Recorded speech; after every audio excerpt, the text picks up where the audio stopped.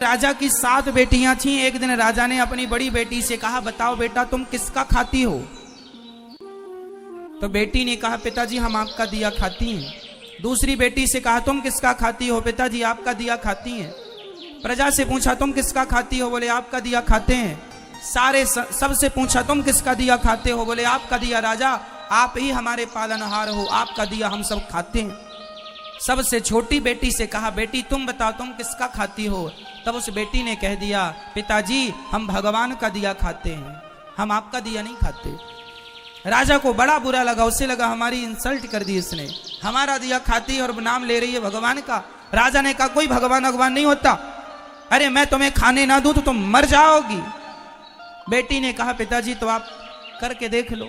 राजा बड़ा गुस्से में आया और अपनी उस बेटी का विवाह ऐसे आदमी से कर दिया जो बिल्कुल गरीब था और बिल्कुल बीमार था। गरीब था और बिल्कुल अचल था। अचल मीन्स एक कदम भी। एक लकड़हारा था, जंगल में लकड़ी काटने गया, अचानक उसकी तबीयत बिगड़ गई और वहीं पर वो पड़ा रहा, वहीं मलमूत्र में घिसटता रहा। ऐसे गंदे आदमी से राजा ने अपनी उस बेटी का विवाह कर दिया कि देखता हूं तू अब कहती है भगवान का खाती हूं तो अब खिलाए तेरा भगवान।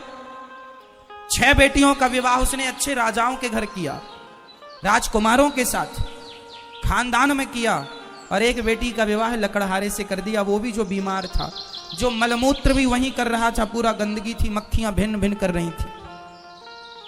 उस लड़की को लगा कोई बात नहीं, विधाता की ऐसी ही मर्जी है। वो लड़की जो थी अपने उस पति के संग रहने लगी। उसे पास में नदी थी तो ले गई, नहलाया धुलाया साफ किया, और जो उसके भाग्य में था मिला। उसका पति चल नहीं पाता था, अब वो क्या करे, पति को भोजन कैसे कराए?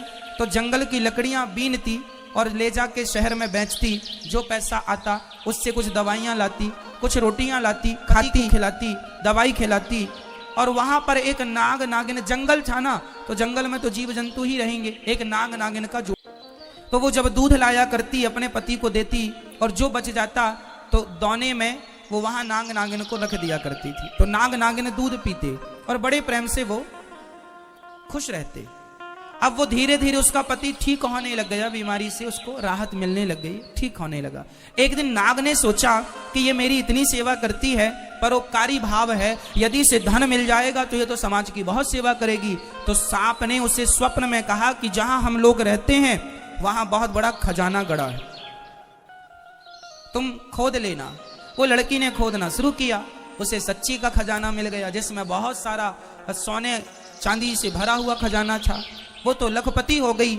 उसने एक बड़ा सा महल बनवाया, नगर बसाया, ओ बढ़िया ठाट बाट बनाया, और दोनों राजा रानी हो गए। उसका पति बिल्कुल स्वस्थ हो गया और बढ़िया राज सिंहासन पर बैठने लगे, और बड़े प्रेम से हाथी घोड़ा इकट्ठा किया और सेना इकट्ठी की, राजा हो गया। वो रानी हो गई, पर उसने परोपकार नहीं छोड़ा। रोज अन्न क्षेत्र चलाती, जो आए सबको भरपेट भोजन मिलेगा, उसके पास जरूरत से ज्यादा धन हो गया। एक दिन वो सबको भोजन बांट रही थी तो उसने देखा कि लाइन में सबसे पीछे उसका बाप लगा हुआ और उसकी बहनें लाइन में लगी हैं भोजन के लिए। उसने पहचान लिया, ये तो मेरा पिता है। उसने कहा, पिताजी आप? वो अन्य रह गया, कौन हो आप? मैं आपकी बेटी छोटी, लकड़हारे से विवाह किया था, कुछ याद आया? हाँ हाँ, पर तेरा ये ठाट बाट कैसे?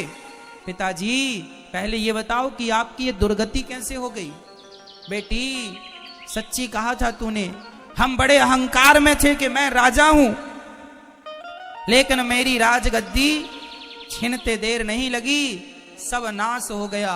सारी बेटियां जिन्होंने ये कहा था कि पिता के भाग्य का खाती हैं, आज पिता कुछ नहीं खिला पा रहा है इन्हें, आज तू खिला रही है। तब उस बेटी ने कहा, पिताजी मैंने कहा था ना कि सब अपने अपने भाग्य का और सब भगवान की कृपा का ही खाते हैं, सबको खिलाने वाला भगवान है।